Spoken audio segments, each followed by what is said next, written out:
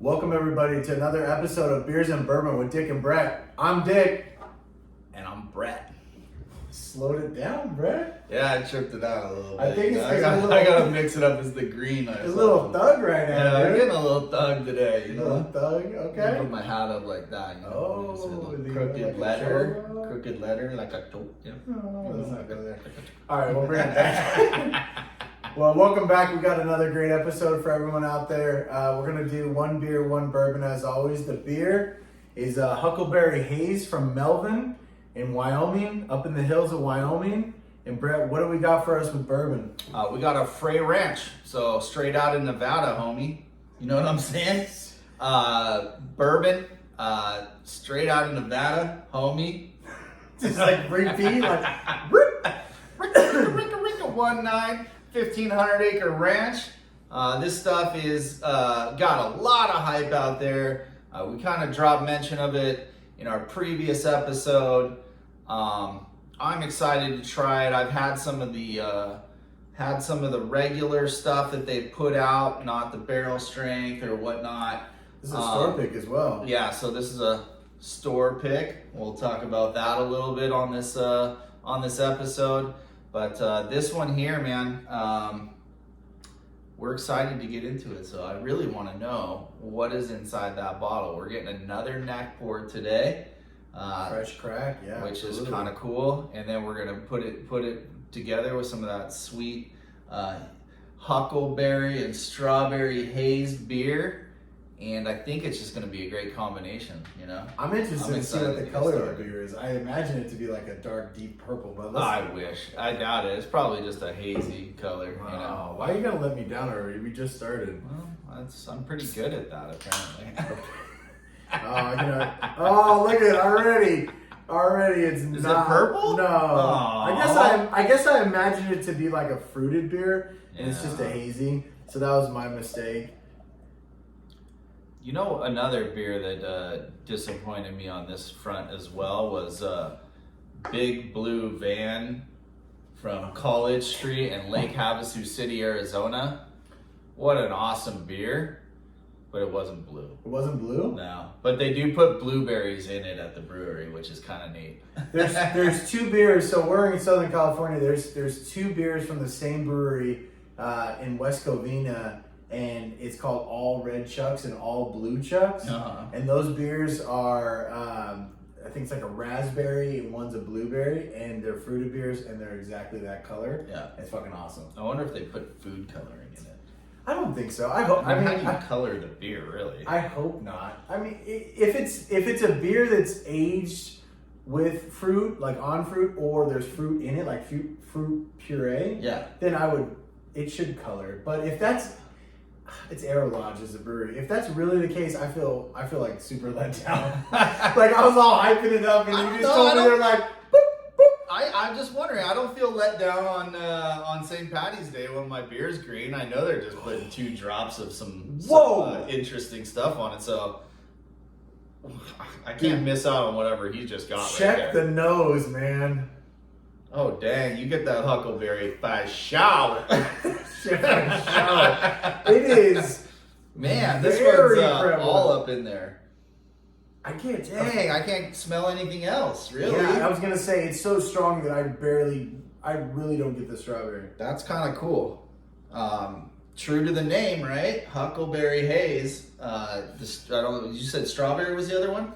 Okay, so it's called Huckleberry Haze, but I read on the can that it says it's huckleberry and strawberry fruit flavored beer. But Yeah. I only get the huckleberry. I don't know. I'm picking up a little Just- tiny bit of this. But strawberry. it's like so faint. All right, well let's try this. Okay. Yeah, let's try it out.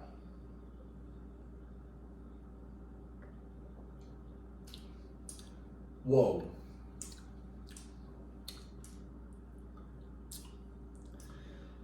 Holy shit. It's pretty sweet. It's like a dessert. It is like a dessert. It's like a dessert. Like, I guess I was not expecting it to be that sweet. I guess we're dumb because I feel like huckleberry is almost sour. It's like when you get into fruit like that, it's like more of like a tang. But This drink more like muffiny dessert, kind of like This is a hot, fresh out of the oven muffin flavor that you're getting with this one, right? Yeah, definitely. So when I tell you a little bit about where I'm at with this one, it's going to be interesting. I got a good one for you this time. Brett beat me to it. So one of my favorite parts of the show is Brett will transport us or take us to a certain.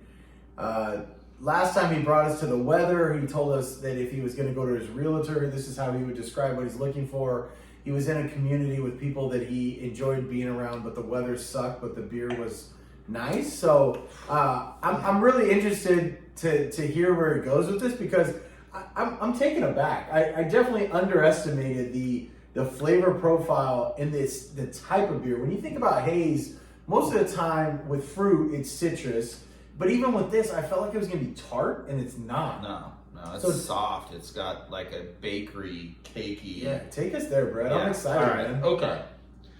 So this one's a little bit different, I think, in regards to where I'm going with this one, right? Like, wow. I honestly feel like, where am I? Okay. All right, so maybe this is a little more magical almost, So I'm in like a gingerbread house right now, okay? Like my kids built this gingerbread house. You went straight Willy Wonka. Yeah, it's like maybe I don't even. All right, we're in a gingerbread house. So I'm in a gingerbread house that doesn't smell like gingerbread, but you can get the picture. It's a big old ginger house, Okay. Frosting and candies all over the place. Okay. And there's an old grandma in there, and she's got white hair. She's looking like Mrs. Claus, but more in the summertime, right after the harvest. And there's some clouds just floating around inside of the building. Inside the There's building. clouds inside. Yeah, so I mean they're not like dark clouds. They're like the light, fluffy ones. Are they like you would imagine, like in a Pixar, somebody drawing them type of clouds? Like cartoon clouds. Yeah, cartoon clouds. That's what I meant. Yeah, and there's this big white 1940 style oven in the corner, and like the old black ovens, like the cast iron, or like whatever they only are. this one's painted white for some reason. Jeez. It's a trip, right? And then all of a sudden they just opened the oven, and out came this beer, right? No muffin, There's no muffins. It's just a beer? It's just like one of those. With a gold aura around it? With a big old gold aura around it, right? I mean, it just tastes like a bakery inside with some beautiful berries, I gotta say, that's a hell of a description. He's never really gone animated or kind of like Willy Wonka, I guess is what I called it, but I enjoy it. I was firmly taken aback when I drink this. I really was not. It's kind of cool. It's kind of a neat beer, for sure. And it's not one that I don't think that I wouldn't enjoy a few more times throughout the season of drinking some beers. It's one that I probably would go back to. We've had the Signature Series from Brewery X, the pineapple and vanilla. Yeah. And that one is like, I drank it one time and I got really excited because it was really good.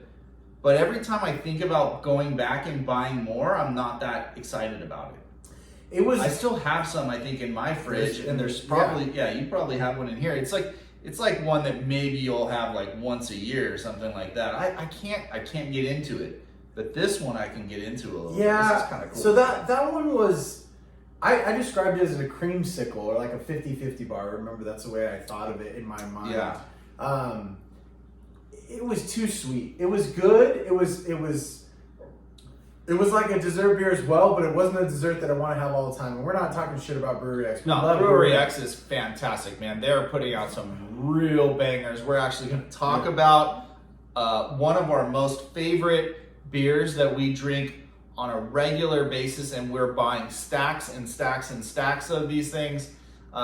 They are readily available here in California, and they're all over the place, and that's Dictionary Roulette. Yeah, I don't think there's, we'll talk more and we'll gush over this beer. I don't think that, this is the way I'll close it. I don't think there's a better beer at the price point and the quality I don't think there's a better beer out there right now, Brett. No, there's a definite interesting fact about that beer. There's something a little bit different about it. It's a little bit heavier on the sediment, but it always proves to be one of the go back tos. You know, the ones that you continue to drink. But this one's good. I think why we're gonna keep coming back to it, and why I keep wanting to drink it right now, is that one was like sweet, where it was like it would hurt my stomach if I had too much. Just like drinking too many sours. Like I really like sours. We might do some sours on here at some point. I would love that. But I can only drink one or two, and I got a little tummy ache. I'm like a little Timmy with a tummy ache. This one, to me, is more of like a cake style dessert, or like a muffin flavor, where it's like battery, I guess I would say. And that's weird to describe in a beer, but the Huckleberry is not all you taste. I think that strawberry, whatever other hops they cut it with, created a balance of like a rich versus a sweet or tart. And that tart, it's just too much. Yeah. It's fucking good though. I mean, I think that's the way I would describe it. It's fucking good.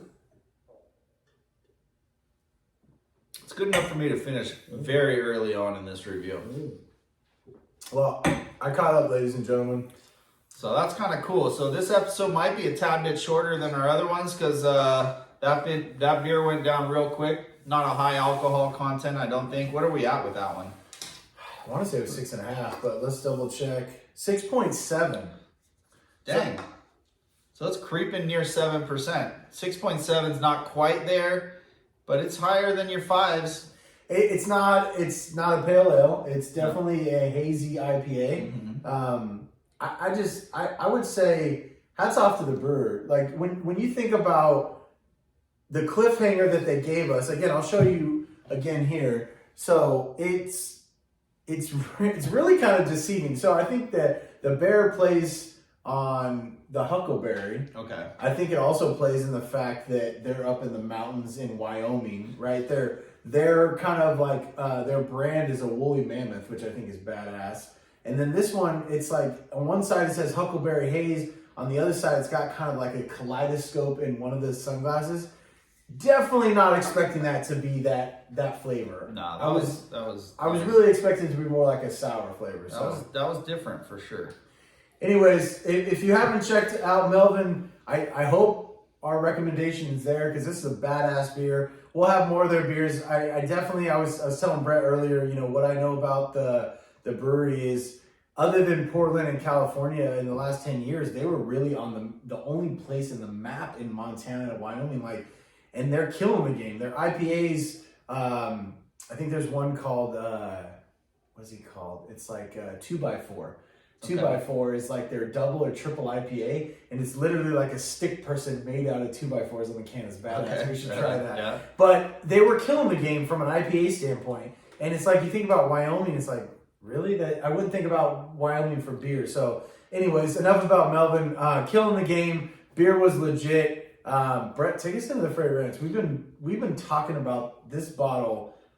Me and him have been talking about this bottle for months. Yeah, we've been staring at it. We've been trying to figure out whether we just wanted to crack it on a Saturday night.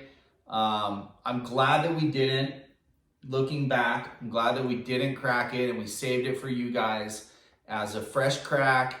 I love the bottle presentation itself. There's not a lot of bottles out there in the newer regime of people that are releasing bourbon that are coming up with their own unique bottling. So this one sets itself apart. If you want to put it up on the shelf against any other bottle of bourbon out there, this bottle is different. It's superior, it's unique, it's got some really cool things on the bottom and the base. I love it. And it's really just been grabbing the bourbon community on the West Coast very strongly. A lot of people are talking well about this, and they're putting a lot of hype around it, right? I would say it's the equivalent of Calumet, I guess is how I would pronounce it. Yeah. So, this is a kind of farm or ranch in Nevada, but if you think about Calumet, that's an actual horse racing family. Uh-huh. But you think about it, it's privately owned. It's very small. Like I'm looking at the on the back. So this is 549 bottles, and this is number 164. So you think about that. This store pick was probably roughly 3 barrels at max, maybe 4. So when you think about size and scope and quality and really like, yeah, this thing says barrel number 549, right? So that's pretty legit. That's early on.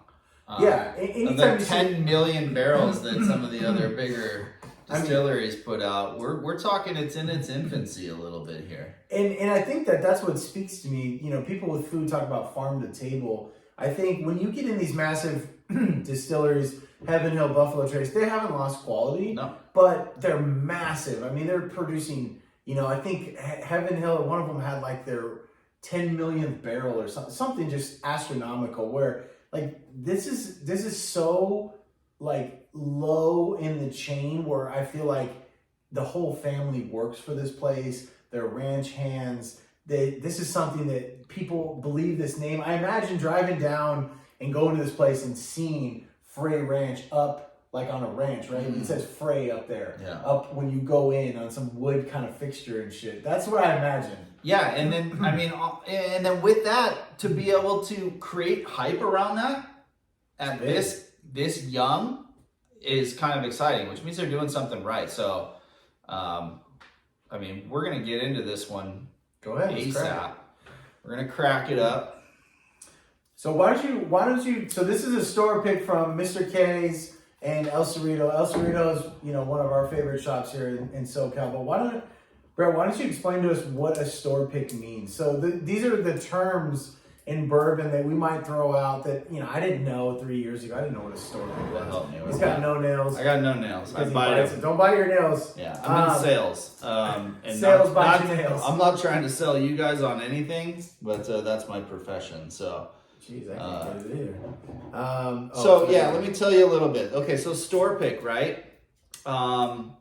Store pick can come from many sources. So a store pick generally is somebody that either is part of a bourbon community or a liquor shop or what are a few other places? I mean, bourbon clubs can get them. So like bourbon clubs. There's like that's what I was looking OC for. and there's a couple.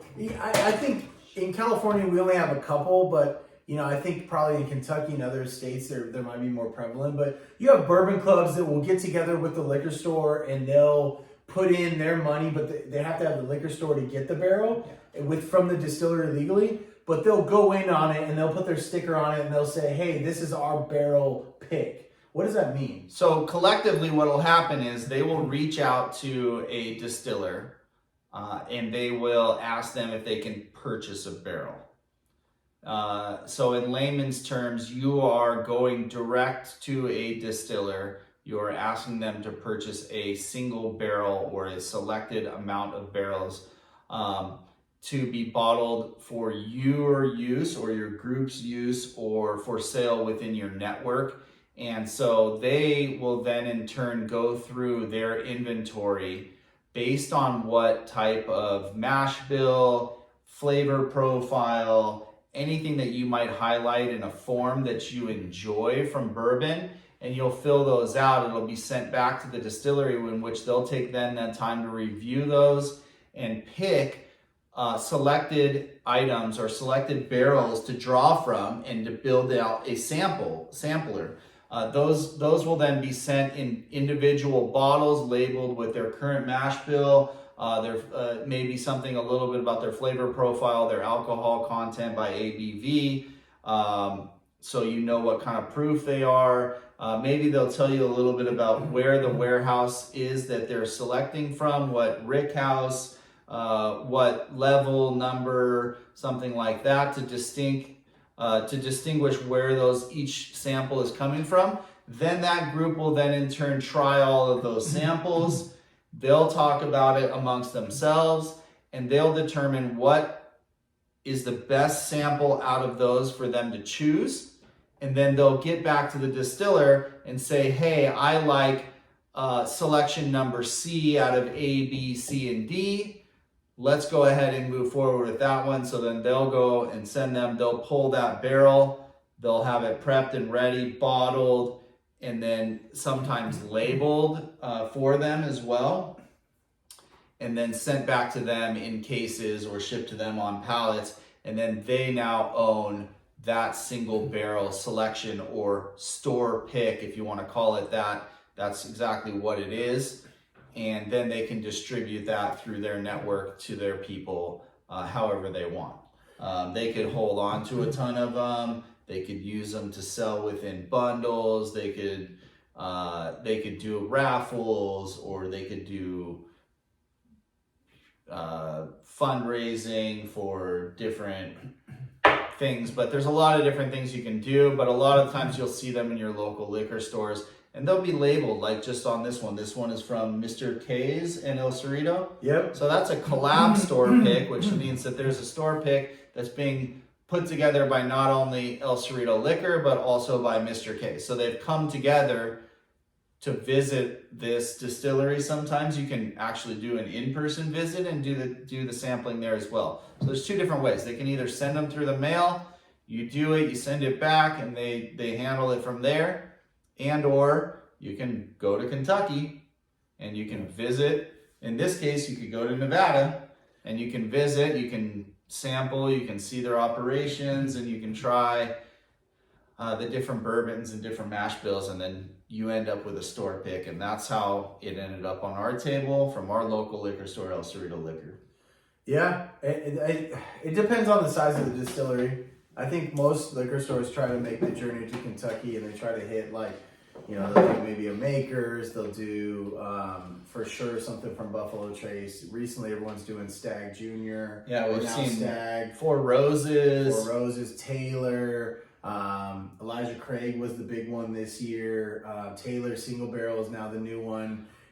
Wilderness Ranch has been one that we've seen a little bit coming out. That's another hyped one that we might get out on the platform. I have a bottle actually at home that I'm going to add to our list of one to add to the episodes pretty soon here. I think the cool thing too is they get the barrel. So they buy all the contents of the barrel, but then they get the empty barrel. In most places case, they give them to breweries to age beer in, you know, because that's the big thing is barrel aged beers now. But you know, I appreciate Brett. He really broke that down to a level around, you know, when I got in the bourbon game, I went to a liquor store and they're like, oh, hey, this is our store pick. And I was like, what does that mean? Like, it just looks like a bottle with a sticker on it. So it looks like he got his fingers in this thing and was able to get it open since I was not. Wow, this is pretty heavy corkage here. Similar cork as the 15, huh? So that's metal, right? Knob Creek 15 had the plastic top with the rubber or the wax dip seal. This is a metal. This is a brass or something. I don't know why I smelled it. I smell everything. Yeah, that is heavy duty. It's pretty cool. Yeah, you couldn't tell just with the bottle. I like that. That's nice. Get a little bit in there and a little bit in here. There you go. Really nice color. Yeah, it's got some good color. I think I'm gonna double it up. Equal it up with you there. And pour the whole glass. There we go. So we shared on the last episode with the neck pour. We explained what the neck pour is, and we explained the importance, in our opinion, of leaving it open, letting it air out, knowing that on the next drink we want it to have a little bit of air in there and kind of age a little bit. Like I guess age is the wrong word, but just open up is the right word. So another thing I just want to add real quick, right here. This is a gold looking sticker on the front.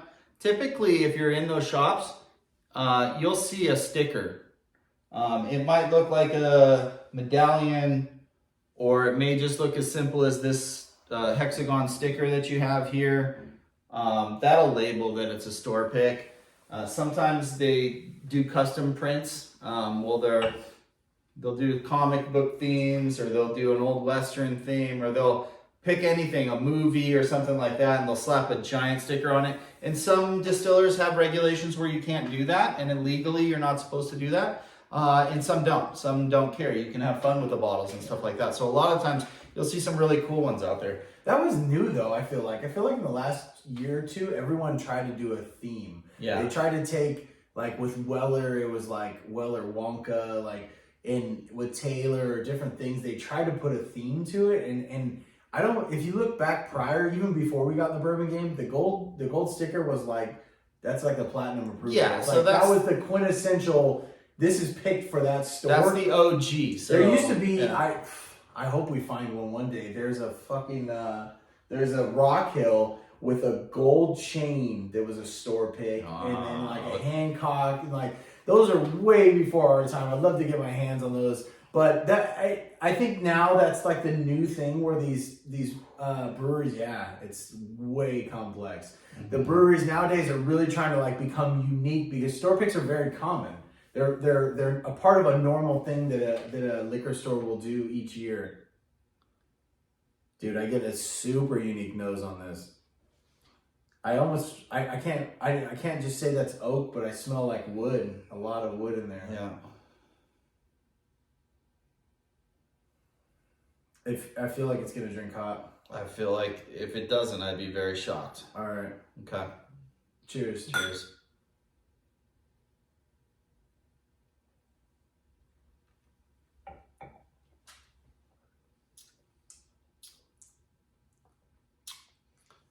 I mean, I got it, but it's not overbearing. Not for 63.5. But you are right about that wood. It's to say it's oak because it's an oak barrel is simple, but it's more complex than that. That's in between. That's not leather. Tobacco. Maybe slight, more heavy tobacco flavors. An oak combo though. It tastes. I smell there's the oak. wood. There's wood. There's tobacco. Is there an age statement on this? I don't think there's an age statement on it. No, but I'd be interested to talk to this distiller and understand the age statement because that is very, very characteristic of the oak. And I would venture to guess with a small distillery like them, it's a young bourbon. Like that's the thing. Everyone out there is, Heaven Hill, Buffalo Trace, some of these bigger ones, Maker, Beam. I mean, they've had barrels resting for years. But if you're a small local thing, to get to a 10, 15 year and have a high yield to be able to produce a single barrel is very rare. Because if you're on barrel 550 or 549, which was what we see here, there's not a lot of time to progress. But whatever barrels they're using, and wherever it's actually sitting, it's drawn some major components out of it. I agree. Yeah. I mean, I will say like this is kind of like my bourbon fact type thing is everyone will look at a different thing. You have proof, you have is it rye or is it wheat? To me, the coolest thing is about where it's aged. So Brett, you talked about the rick house or the warehouse and it, like Bland's is the only metal framed warehouse in Buffalo Trace. All the rest are brick or like some sort of like old composite. Heaven Hill's the same. Like I don't know of a lot of places that have that metal warehouse, and they say that they can control it a lot better because of inclement weather, of hot, humid, cold, dry. But the interesting thing is you can take a bourbon at the highest level of the rick house and it'll age faster. Or middle is usually the honey barrel because they can control it and it's like that 10 to 12 year. And on the lowers, those can go really long time and really long time. You'll go a long time. You go a long time. That's not funny. When I said it, I thought of that right away. But it's different. You get a different profile and it can be the same bourbon going in, the same White Dog going in. It could be the same barrel. But depending on where it's aged and for the amount of time, it's different. And you're going to have a lot less loss.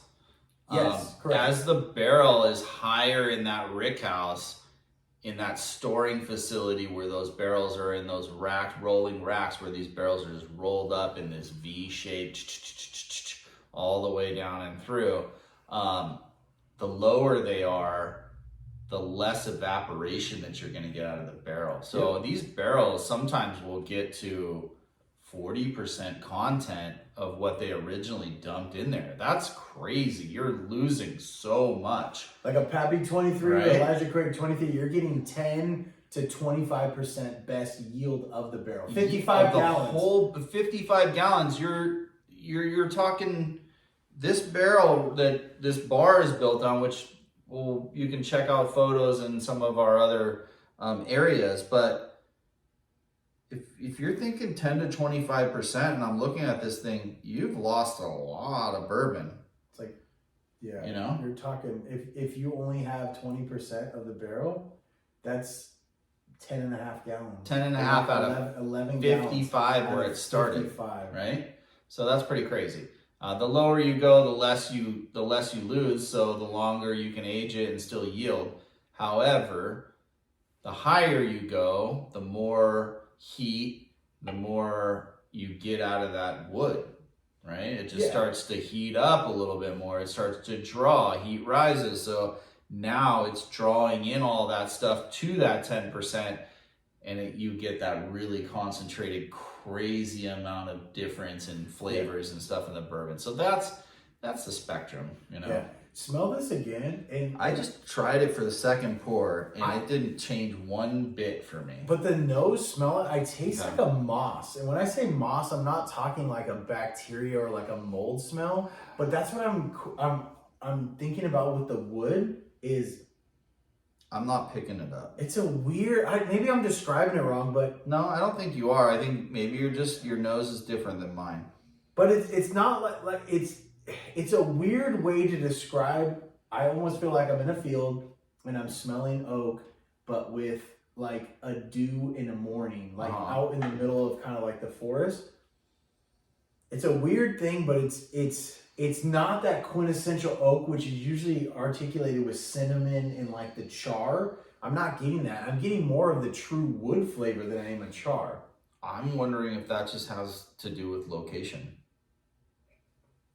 Absolutely. It's a whole different environment in Nevada than it is in Kentucky, right? I got like a red hot cinnamon on the second one. I get so way on the end, the finish in my mouth, I'm tasting the cinnamon. Yeah. Right? Mm-hmm. So it's definitely there. I don't get it all in the beginning. I don't personally get it in the beginning, but I feel it like just like resounding, a lingering effect of cinnamon. I got the Kentucky Hub too. Okay.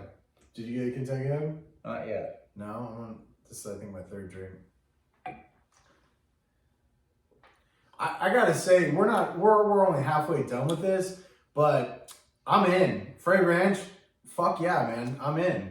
Like there's a lot of haters out there, and you know what? If you hate on this podcast, I'm cool with that too, man. I really want to understand like what people think. And haters are welcome. Yeah. You got a free ticket, man. Yeah, we're right here. Yeah, we're not shy. No, you can't scare us away. We're going to continue to do bourbon. I really wanted to be a hater. Yeah. Like, I really wanted to say, this is shit. Everyone's hyping it. Because think about the hype. If you think about bourbon, in my opinion, in my humble opinion, for what it's worth, I have $7,500 bourbon that will stack up to a $400, $500, $600 bottle all day. Blind taste test. I'll put it up against anyone's shit.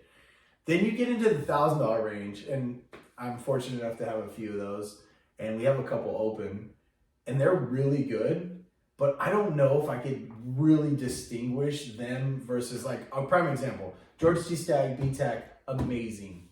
If I stack that against an E.H. Taylor barrel proof at a blind taste test, would I fully know the difference? I don't know. I want to try it. Maybe if we hit a certain amount of subscribers and viewers, we might knock that out. But I'm not confident because I love Barrel Proof Taylor and I love the George T. Stagg, and yeah, they're both really good.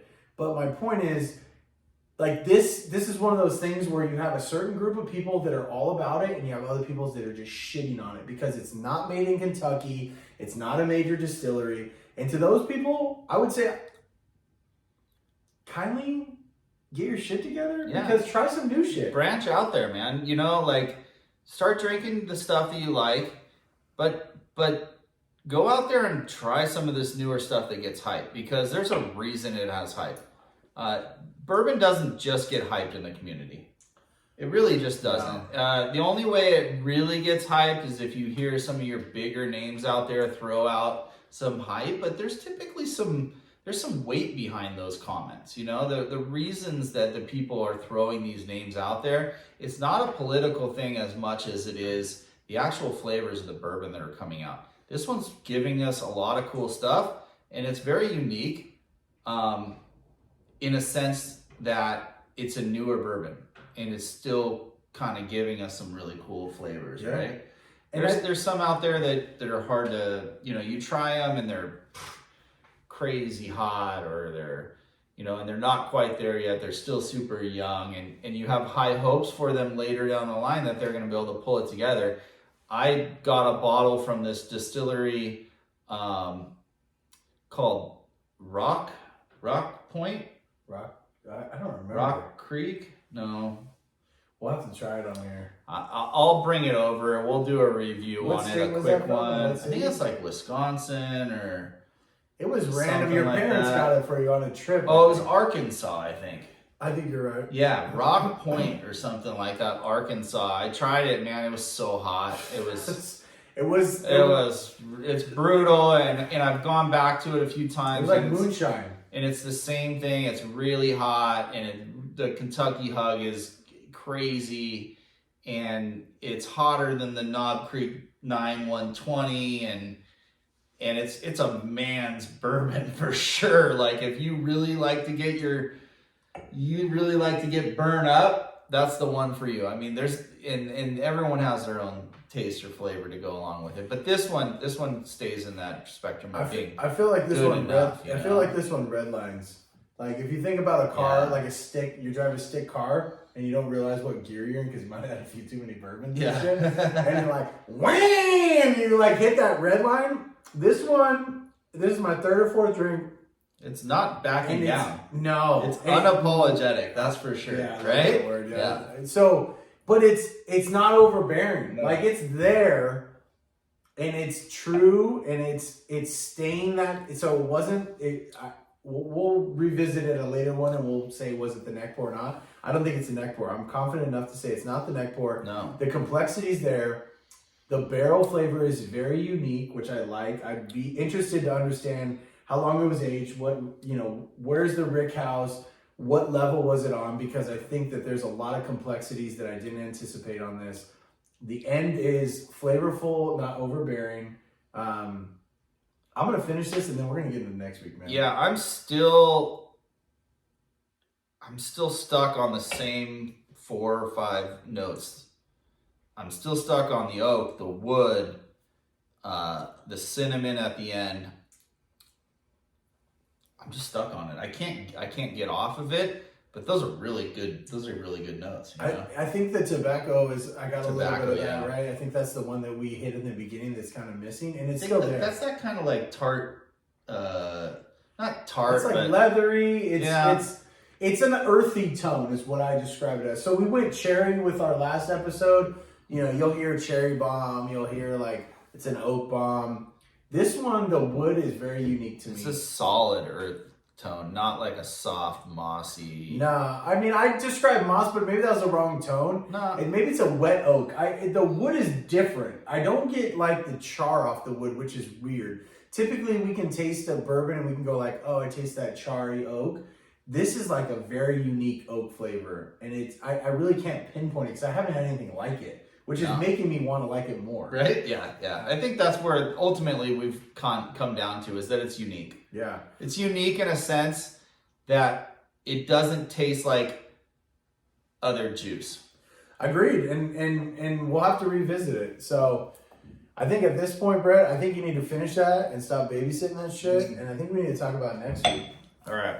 Done on that one. Okay. I'm really happy that we got to the Frey Ranch finally. Yeah. The Huckleberry Haze. Woo! What's up with that? That was crazy. Loving the Huckleberry Haze, man. Definitely a fan of the Huckleberry Haze. That was cool. Go out and get yourself some Huckleberry Haze. Melvin, Wyoming. Cool spot. Great beer. One of their more mass-produced ones, so should be somewhat available, and you should be able to get your hands on it. Frey Ranch, up and coming, power-packed excitement, definitely a lot of hype around it. In this area in California, they're doing store picks. They are releasing bourbon out there. It's on shelves you can probably find yourself some bottles. I've had the store pick and now the regular one that you'll see out there. Both were fantastic. This one had a ton more oak, a ton more wood, and like I said, cinnamon and tobacco, things of that sort. The one that I tried that was their kind of small batch or whatnot, or their standard bottle, that one was a little bit sweeter, did have some cherry, was definitely a little bit more lower proof, I think, and was enjoyable to probably make some cocktails with or share with friends that are not quite have a high proof palate. So there you go on that one. We're gonna move right in. So we want to give you a projection right here of next week. I'll start with a beer. What do you think? Is that a good idea? Hit us with the beer, Brett. Dun dun dun! So here we go. We got, like we said, Brewery X, Dictionary Roulette, Citra and Mosaic hops. It's a hazy India pale ale, and this one is one of our favorites.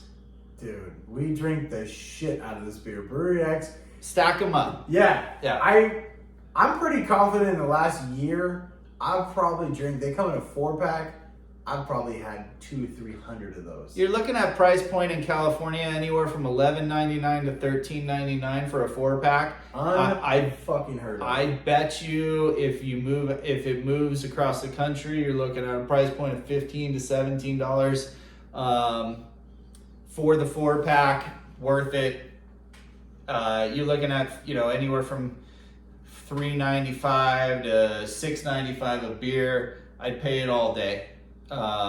It's a very high sediment, hazy, a little thicker than your average beer, gets you in all the right places. It'll give you a buzz, right? Like somehow it grabs a hold of you. It's kind of like if you've ever been out there and you drink Elysian Space Dust, right? There's something different about that beer, right? I get smashed. Smashed every time I drink Space Dust. Every time I drink Space Dust. There's something in that beer that they don't tell you what's in there. I can guarantee it. And if you guys know what it is, or if Elysian sees this for some reason and they know the secret that I don't know, please let me know. But this one's got that key indicator where when you drink 2 or 3 of these, you got your night started off perfectly fine.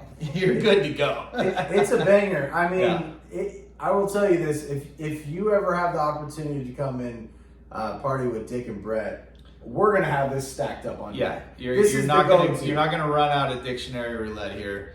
He's buying it. I'm buying it. Other people in our neighborhood are buying it. Yeah, it's just a solid beer, and then with that kind of cool Vegas style to it. In the roulette name and the dictionary name, it's a cool mixture of things to come. I would challenge anyone to find a fucking better beer in your local area for that price point that's that good. Yeah, I'll take it all day. Let's go. Absolutely. So I appreciate. Here we go. The bourbon. Here we go. So this is Henry McKenna Bottle and Bond Heaven Hill. It's scratched out. This is I think this is a 2018 bottle. I've had this for a while. Interesting thing about the Henry McKenna, I'll make it short and sweet, but this won like Bourbon of the Year, I think, in 2018 or 2019.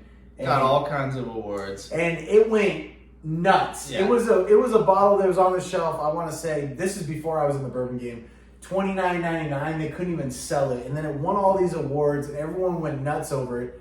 It's still $59.99. We're looking at $59.99 to $65 at your MSRP price. Your large alcohol distributors. Still to this day, you go into a Total Wine or a Bevmo or a Binny's or any of these places that are going to carry this, and you're probably going to see a limit on it, right? So a limit, you go in there, they say 1 bottle per customer. Yeah. So you gotta bring your wife or your girlfriend or her sister. Or both. That's right, or both of them. Whatever you want there, right? And bring them up to the counter separately and pay and come home with a nice reserve.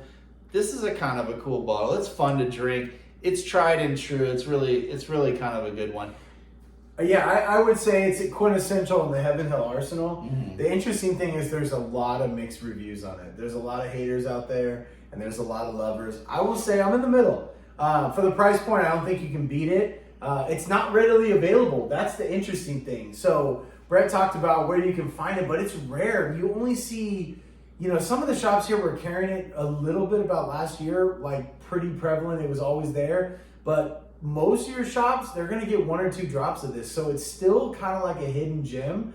The price point hasn't changed. I think the juice is solid. It holds up. But this is what we're getting into next week. So our goal is to give you the preview of next week so you don't miss out. That's right. And you know what to look forward to. So if you're out there and you're doing a little bourbon hunting and you see a bottle of Henry McKenna out there and you're able to grab one and you're watching this, you can sit down, crack open your bottle, and see if you're getting the same tasting notes that we're getting. I mean, everybody's palate is different, right? But that's why we're here. We're not claiming that we know everything about bourbon. We're not claiming that we know everything about beer. But for us, it's you sitting down, you trying it with us if you can. If you can't, getting the knowledge to go out there and to decide, would I rather have this or have that? Agreed. So what I would ask, as always, we're just getting started, so definitely subscribe. Comments for sure, likes for sure. Come along the journey, even if it's for a couple episodes. See what we're about. We're open to the feedback, and we're having a good time. So we appreciate everyone coming out with us. We'll see you next episode. Don't forget to share with your friends, right?